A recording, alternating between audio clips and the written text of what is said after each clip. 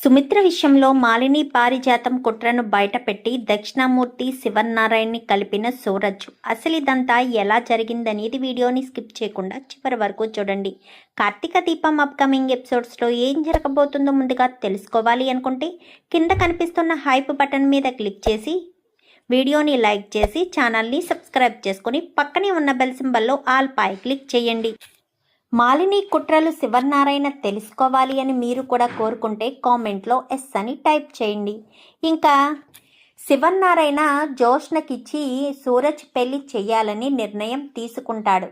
కానీ పెళ్లి చేసే ముందు అసలు సూరజ్ ఎలాంటివాడు, ఏ కుటుంబానికి చెందినవాడు, వాళ్ళ తల్లిదండ్రులు ఎవరు, అసలు ఆ వివరాలన్నీ తెలుసుకోవాలి అన్న ఒకే ఒక్క కారణం చేత ఇంకా శివనారాయణ అయితే సూరజ్ గురించి పూర్తి వివరాలు తెలుసుకోమని కార్తీక్కే బాధ్యత అప్పగిస్తాడు.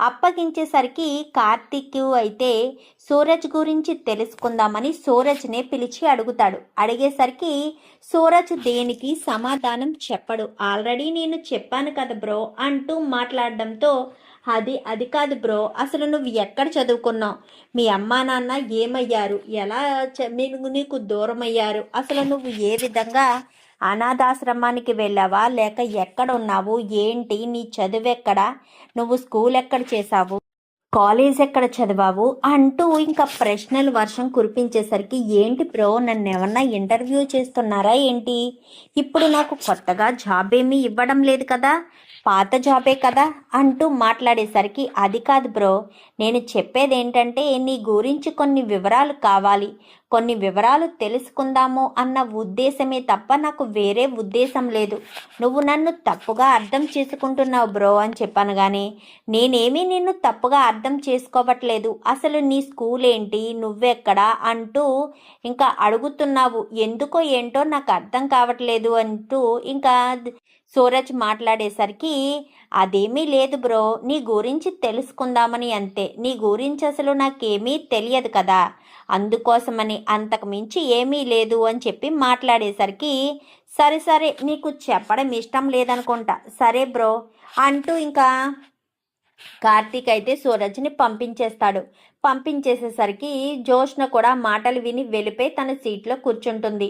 వెళ్ళిపోయిన తర్వాత దీప కార్తీక్ ఇద్దరు మాట్లాడుకుంటారు. అదేంటి బావా, ఏదడిగినా అలా తడబడుతున్నాడు, ఏ విషయము కూడా చెప్పడం లేదు, పోనీ అనాథాశ్రమంలోనే చదివితే అనాథాశ్రమం వివరాలైనా చెప్పాలి కదా, స్కూల్ ఇక్కడ చదివాను, కాలేజ్ ఇక్కడ చదివాను అంటూ ఏదో ఒకటి ఉంటుంది కదా, మరి అక్కడ విషయాలు ఏమీ చెప్పకుండా సూరజ్ ఎందుకు మాట దాటేస్తున్నాడు, ఎందుకు ఏ విషయం చెప్పడం లేదు, అంటే తను ఏదైనా విషయం దాస్తున్నాడా, మామయ్య గారు చెప్పినట్టుగా ఏదైనా మోసం చెయ్యడానికి ఇదంతా చేస్తున్నాడంటావా అని చెప్పి ఇంకా దీప్ అడిగేసరికి అదే నాకు అర్థం కావట్లేదు దీప, నిజంగానే సూరజ్ ఎందుకు తన ఐడెంటిటీని మన ముందు ఎక్స్పోజ్ చేయాలని అనుకోవడం లేదు, తన ఐడెంటిటీని ఎందుకు దాచిపెట్టాలి అన్న ఆలోచనతో ఉన్నాడు, నాకు అసలు ఏ విషయమో అర్థం కాని సిచ్యువేషన్లో ఉన్నాను అంటూ మాట్లాడడంతో మరి ఇప్పుడు ఏం చేద్దాం అనుకుంటున్నావు బావా, ఏ రకంగా నిజాన్ని బయట పెట్టాలి, తాతగారు నీకు అప్పగించారు కదా బాధ్యతను, ఈ బాధ్యత ఏదో రకంగా నిర్వర్తించాలి కదా, ఇప్పుడు ఏం చేద్దాం అనుకుంటున్నావు అనగానే అదే ఆలోచిస్తున్నాను దీప, ఏం చేయాలో ఎలా చేయాలో నాకేం అర్థం కావట్లేదు, ఈ సిచ్యువేషన్ నుంచి ఎలా బయటపడాలో తెలియడం లేదు, జోష్న పెళ్లి జరగాలి అంటే సూరజ్ గురించి వివరాలు తెలియాలి, సూరజ్ గురించి వివరాలు ఏమీ తెలిసే మార్గం కనిపించడం లేదు, ఇప్పుడు ఏం చేయాలో అర్థం కావట్లేదు అని చెప్పి ఇంకా కార్తీక్ అయితే ఆలోచనలో పడతాడు. ఇంకా అలా ఆలోచించిన కార్తీక్కి ఏ విషయం ఏమీ తోచదు, ఏం చెయ్యాలో ఎటు దారి కనిపించక ఇంకా జోష్నకు సూరజ్కు పెళ్లి చేయాలి అంటే ఖచ్చితంగా సూరజ్ పుట్టు పూర్వత్రాలన్నీ కూడా తెలియాలి, ఒక వ్యక్తి గురించి ఏమీ తెలుసుకోకుండా ఒక ఆడపిల్లనిచ్చి ఎలా పెళ్లి చేస్తామో, రేపు పెళ్ళయిన తర్వాత వాడు ఎలాంటి వాడో ఏంటో, ఎవరబ్బాయో ఏంటో అన్నీ కూడా ఐడెంటిటీని దాచిపెడుతున్నాడంటే ఆ తర్వాత ఏదైనా విషయం బయట పెట్టే అవకాశం ఉందేమో కదా అంటూ ఇంకా ఆలోచనలో పడతాడు. కార్తీక్ ఎందుకు నా గురించి ఇంతలా ఎంక్వైరీ చేస్తున్నాడన్న విషయం తెలుసుకోవాలి అని సూరజ్ అయితే ఇంకా ఆ రోజు ఆఫీస్ అయిపోయిన తర్వాత నేరుగా కార్తీక్ దగ్గరికి వెళ్తాడు. ఏంటి బ్రదర్, అసలు ఏంటి, నా గురించి ఎందుకు తెలుసుకోవాలనుకుంటున్నావు? చెప్పడానికి నాకు అభ్యంతరం లేదు బ్రదర్, కానీ నాకు గడిచిన కాలం అంతా ఒక చేదు అనుభవం. ఆ అనుభవాన్ని నేను మళ్ళీ మళ్ళీ గుర్తు తెచ్చుకోలేను. ఎందుకంటే నేను ఎంతో కష్టపడి చదువుకుంటూ ఈ స్థాయికి వచ్చాను. వచ్చిన దారిని మర్చిపోకూడదు అంటారు. నాకు తెలుసు, నాకు గుర్తుంది. కానీ ఆ వచ్చిన దారి తీపి జ్ఞాపకాలైతే పదే పదే గుర్తు తెచ్చుకోవచ్చు. నాకు తీపి జ్ఞాపకాలు కాదు, చేదు అనుభవాలే నాకు ఎదురయ్యాయి. అవన్నీ గుర్తు తెచ్చుకొని ప్రజెంట్ నేను అనుభవిస్తున్న జీవితాన్ని నాశనం చేసుకోలేను. నా జీవితం నాశనం కాకుండా ఉండాలి అంటేనే నేను పాత జ్ఞాపకాలని గుర్తు తెచ్చుకోకూడదు. అర్థం చేసుకో బ్రో, నువ్వు నాకు అన్నయ్య లాంటి వాడివి. నువ్వు అర్థం చేసుకుంటావు అన్న ఒకే ఒక్క కారణం చేత నీకు నేను సరిగ్గా వివరణ కూడా ఇవ్వలేకపోతున్నాను అని చెప్పనేసరికి, అది కాదు బ్రో అని చెప్పాను. కానీ ఇప్పుడు నేను ఏం చేయాలి చెప్పు, నీకేం కావాలి చెప్పు అంటూ మాట్లాడేసరికి, ఏం కాదులే బ్రో అంటూ ఇంకా కార్తీక్ మాట దాటేస్తాడు. ఇప్పుడు కార్తీక్ మైండ్ని డైవర్ట్ చేయాలి అంటే ఏం చేయాలి, అసలు ఎలా ఇదంతా చేయాలి అన్న ఉద్దేశంతో ఇంకా ఇంటికి వచ్చేసరికి సూరజ్ ఇంట్లో ఉంటాడు, అంటే అవుట్ హౌస్లో ఉంటాడు. కా పారిజాతం నక్కి నక్కి బయట ఎవరైనా నన్ను చూస్తున్నారా లేదా అని నక్కి నక్కి కాస్త బయటకు వస్తుంది. బయటికి వచ్చేసరికి ఇదేంటి, పారిజాతం గారు ఇలా బయటికి ఎందుకు వస్తున్నారు చూస్తూ ఉంటాడు ఇంకా సూరజ్ అయితే. ఇంకా పారిజాతం నక్కి నక్కి నక్కి నక్కి అలా గేటు తీసుకుంటూ బయటికి వెళ్తుంది. బయటికి వెళ్ళిన తర్వాత బయట ఒక కారు ఆగుంటే ఆ కారులో ఎక్కి పారిజాతం వెళ్తుంది. సూరజ్ ఇదంతా చూసి అసలు ఈవిడ ఎక్కడికి వెళ్తుందో ఏంటో అన్న విషయం తెలుసుకోవాలని వెనకాలే వెళ్తాడు సూరజ్. వెళ్ళేసరికి పారిజాతం కారులో వెళ్ళి వెళ్ళి వెళ్ళి ఒక చోట కారు దిగేసరికి మాలిని కూడా ఇద్దరు దిగుతారు. దిగేసరికి ఇదేంటి, మాలిని గారిని కలవడం కోసమా పారిజాతం గారు ఎంత నక్కి నక్కి వచ్చారు? అసలు పారిజాతం గారు మాలిని గారిని ఎందుకు కలవాలి, కలిసి ఏం మాట్లాడుకోవాలి, అసలు వీళ్ళిద్దరి మధ్య ఏం మంతనాలు జరుగుతున్నాయి అని ఆలోచిస్తూనే ఇంకా సూరజ్ అయితే అసలు వీళ్ళు ఏం మాట్లాడుకుంటున్నారో తెలుసుకోవాలి అన్న ఉద్దేశంతో వెంటనే ఇంకా ఒక చెట్టు చాటున నిలబడి చూస్తూ ఉంటాడు. ఏంటి అర్జెంటుగా రమ్మన్నావు అనగానే, ఇన్ని రోజులు మనమంతా మనిద్దరం కలిసి చేసిన ప్లాన్ వర్కౌట్ అవుతూ వచ్చింది, ఇక మీదట కూడా అలానే చెయ్యాలి అనేసరికి ఏం ప్లాన్ చేశాము అని చెప్పాను. కానీ ఏంటి పారిజాతం, మర్చిపోయావా ఏంటి? నువ్వు అక్కడ శివనారాయణకి ఎక్కించింది, నేను ఇక్కడ దక్షిణామూర్తి మావయ్యకి ఎక్కించింది మర్చిపోయావా? వీళ్ళిద్దరూ కలిసి ఉంటే ఎప్పటికైనా సరే సుమిత్రకు ఆస్తి ఇవ్వాల్సిన పరిస్థితి వస్తుందనే కదా, అందులో ఎంతో కొంత నీకు ఇస్తాను అని చెప్పే కదా నేను ఇదంతా ప్లాన్ చేశాను అని చెప్పాను. కానీ అవును, మరి నాకు రాసివ్వలేదు కదా, మరి నువ్వు చెప్పినట్టు నేనెందుకు చెయ్యాలి? ఇస్తాను పారిజాతం, ఖచ్చితంగా ఇస్తాను. నేను చెప్పినట్టు నువ్వు చేస్తే ఖచ్చితంగా ఇస్తాను అని చెప్పి మాట్లాడడంతో, ఇస్తాను అని గత కొన్ని సంవత్సరాలుగా చెప్తూనే ఉన్నావు, సడన్గా ఏటో కనిపించకుండా వెళ్ళిపోయావు. పడ్డ కష్టానికి ప్రతిఫలం లేకుండానే అయిపోయిందని నేను ఎంతో బాధపడ్డాను. తర్వాత మళ్ళీ ఇప్పుడు ఎంట్రీ ఇచ్చి మళ్ళీ చేద్దాము సరిగ్గా అనుకుంటూ ఇలా మాట్లాడుతుంటే ఏం చేయాలి అనగాని, చూడు పారిజాతం, సుమిత్రకు రావాల్సింది ఆస్తిలో సగభాగం, నీకందులో మూడు వంతుల్లో ఒక వంతు రాసిస్తాను అని చెప్పాను.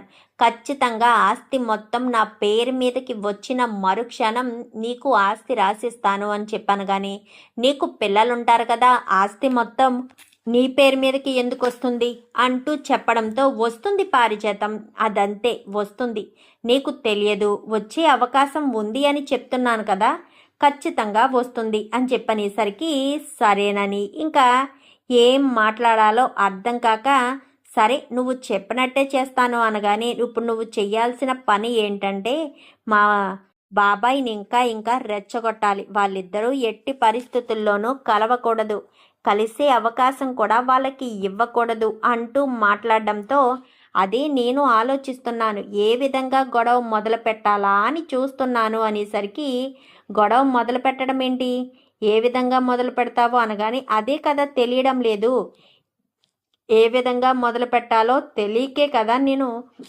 ఇలా ఆలోచిస్తున్నాను అని చెప్తున్నాను అనగానే, సరే ఏం చేస్తావో చెయ్యి, అది నీ ఇష్టం, నీ ఆలోచనకే వదిలేస్తున్నాను, ఎట్టి పరిస్థితుల్లోనూ వాళ్ళిద్దరూ కలిసే అవకాశం మాత్రం ఎప్పటికీ దక్కకూడదు, వాళ్ళిద్దరూ ఎప్పటికీ కలవడానికి నేను ఒప్పుకోను అంటూ మాట్లాడడంతో, సరే సరే నేను ఏదో ఒకటి ప్లాన్ చేస్తానులే, నేను మా ఆయనకి చెప్పే విధంగా చెప్తే మా ఆయన నా మాట వింటాడు, ఎదుటి వాళ్ళకి నష్టమని కనిపించకుండా ఏదో ఒకటి చెప్పాలి, తిమ్మిని బమ్మిని చేయడం నీకు అలవాటేలే పారిచేతం అనగానే, ఏం చేస్తాం మరి, ఆస్తులు అంతస్తులు ఎలా సంపాదించుకోవాలి, ఇలా తిమ్మిని బమ్మిని చేసే కదా సంపాదించాలి, దాచుకోకపోతే ఆస్తులు ఎవరిస్తారు, మీ శివనారాయణ బాబాయ్ ఏమన్నా నన్ను ప్రేమించి పెళ్లి చేసుకున్నాడా, లేక ఇష్టమైన భార్యగా చూస్తున్నాడా, చూస్తూనే ఉన్నావు కదా ఏ రకంగా పనిష్మెంట్స్ ఇస్తున్నాడో, మొన్నటి వరకు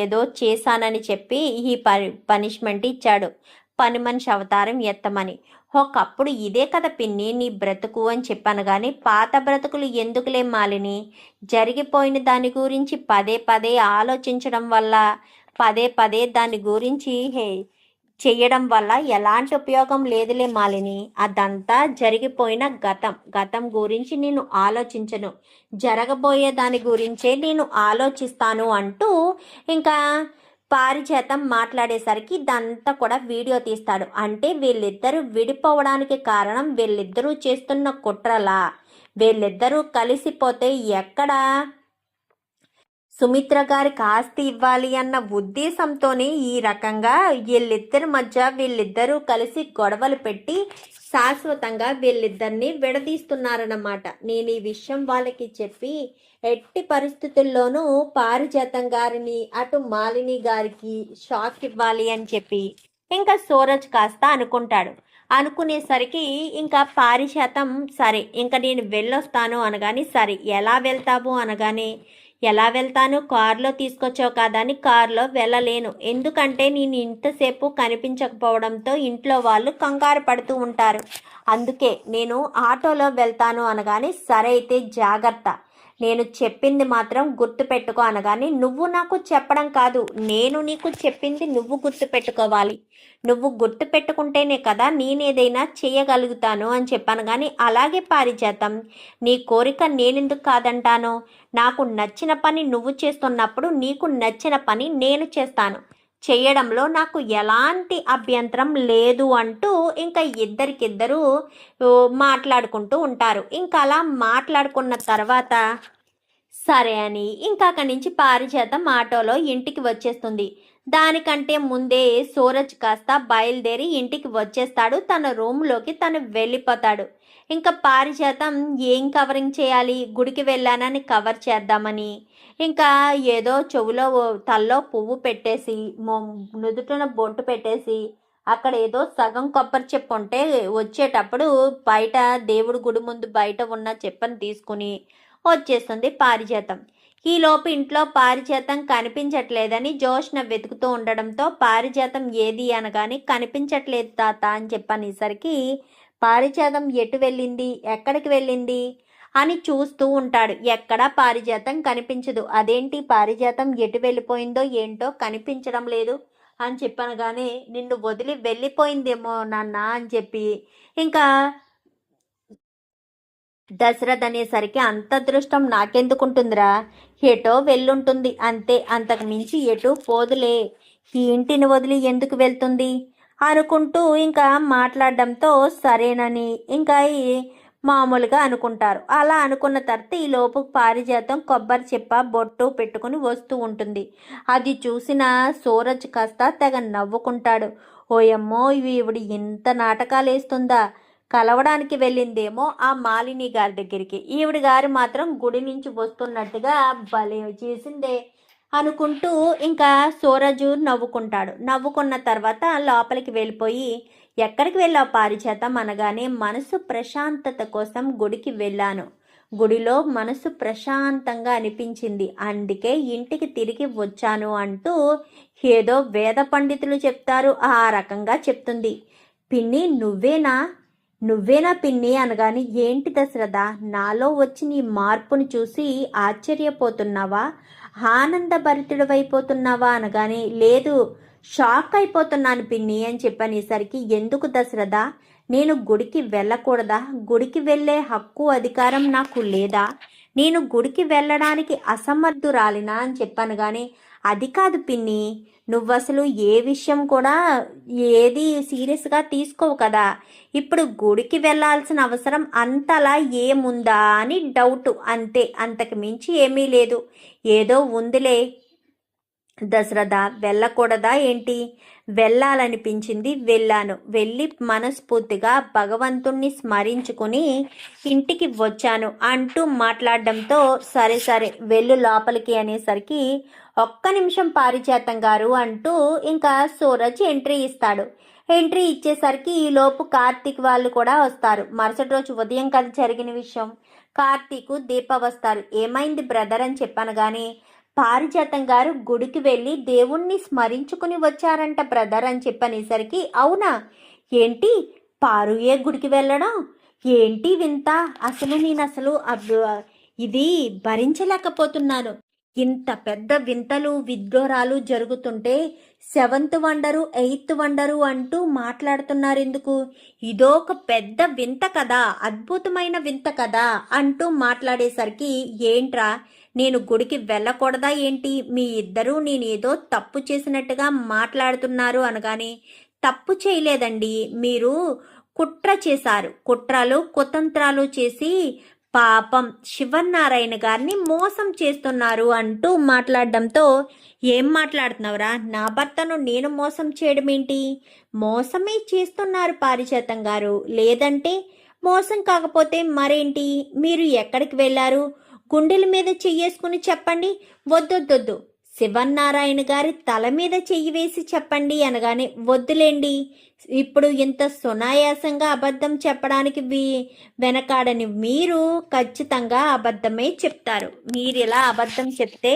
శివనారాయణ గారికి ఏదైనా జరిగే ప్రమాదం ఉంది. సో శివనారాయణ గారు 10 కాలాల పాటు ఉంటేనే కదా మాలాంటి వాళ్ళ బ్రతుకులు బాగుపడేది. సో శివనారాయణ గారి మీద ఒట్టు వద్దు, కానీ నా దగ్గర ప్రూఫ్ ఉన్నది, మీరు నిజంగా మీరు మీ నోటితో ఒప్పుకోకపోతే మాత్రం తర్వాత జరగాల్సిన పరిణామాలు చాలా దారుణంగా జరుగుతాయి, తర్వాత మీ ఇష్టం అని చెప్పనేసరికి, ఏంటి ఏం ఒప్పుకోవాలి, నేనేం ఒప్పుకోవాలి, నేనేం చేశానని ఒప్పుకోవాలి అనగానే, మీరు చేశారు, మీరు ఖచ్చితంగా చేశారు, మీరు ఇప్పుడు ఎవరిని కలవడానికి వచ్చారో చెప్పండి అనేసరికి, నేను ఆ భగవంతుణ్ణి కలిసి వస్తున్నాను. ఓహో, మాలిని గారు మీ దృష్టిలో భగవంతుడా అని చెప్పనేసరికి ఒక్కసారిగా అందరూ సూరజ్ వైపు తిరుగుతారు. పారిజాతం కూడా ఒక్కసారిగా షాక్ అయిపోతుంది.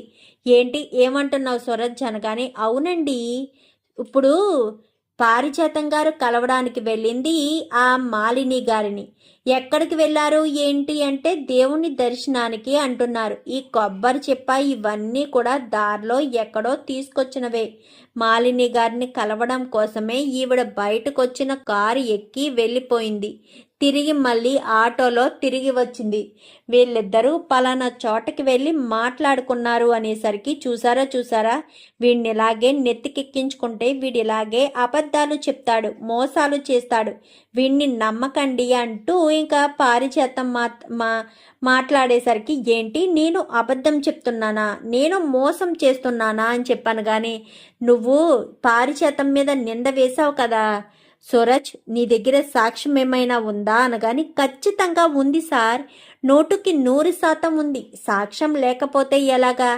మీరు ఈ సాక్ష్యం వినాలి, విన్న తర్వాత రియలైజేషన్ అవ్వాలి, మీరు దక్షిణామూర్తి గారి దగ్గర ఇద్దరు విడిపోవడానికి కారణాలేంటో తెలుసుకొని మీరిద్దరూ కలవాలి కూడా, అదే నేను కోరుకుంటాను అనగాని, ఏంటి బ్రదర్ నువ్వు చూపించే సాక్ష్యంలో అంతుందా అనగాని, అవును బ్రదర్, వీళ్ళిద్దరూ కుట్ర చేసే సుమిత్ర గారికి అన్యాయం చేస్తున్నారు.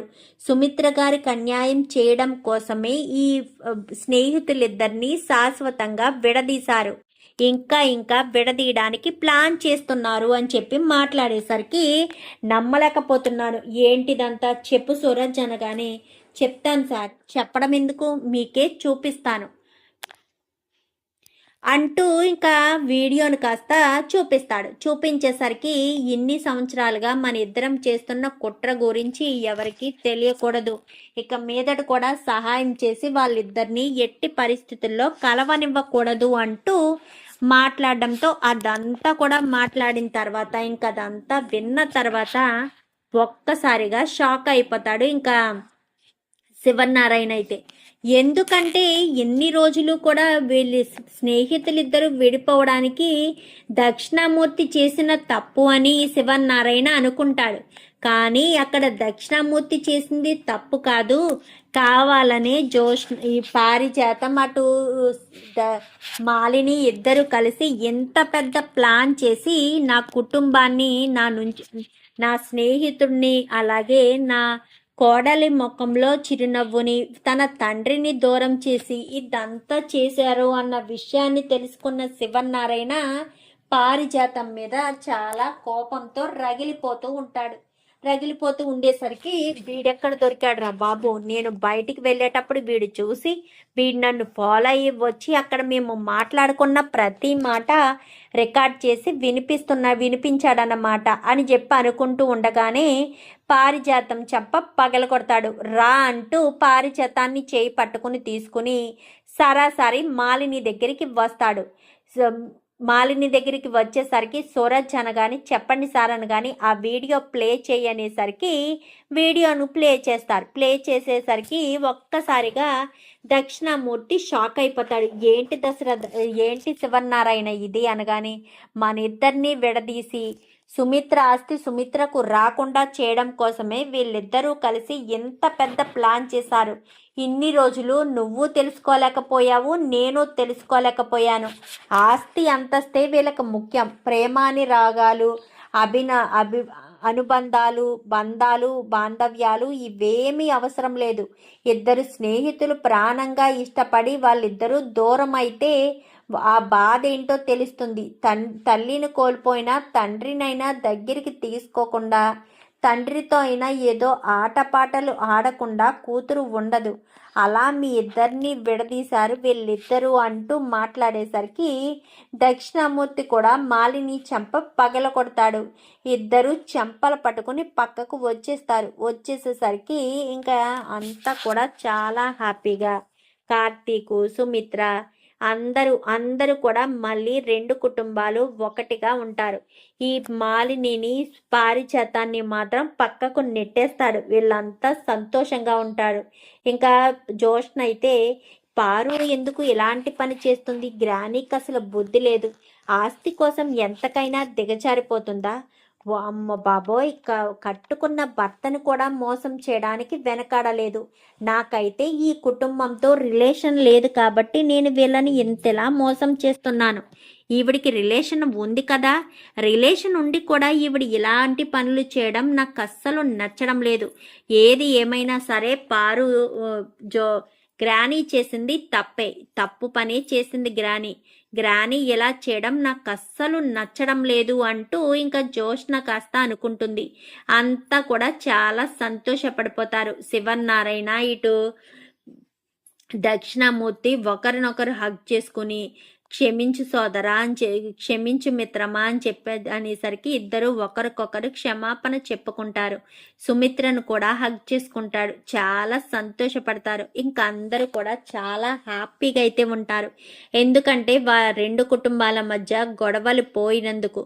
చూద్దాం మరి రాబోయే ఎపిసోడ్స్లో ఈ రకంగానే జరిగి రెండు కుటుంబాల మధ్య కలహాలు పోవాలని, వాళ్ళిద్దరూ మళ్ళీ ప్రాణ స్నేహితులుగా రీయూనిట్ జరగాలని మీరు కూడా కోరుకుంటే కామెంట్లో ఎస్ అని టైప్ చేయండి. Thank you for watching.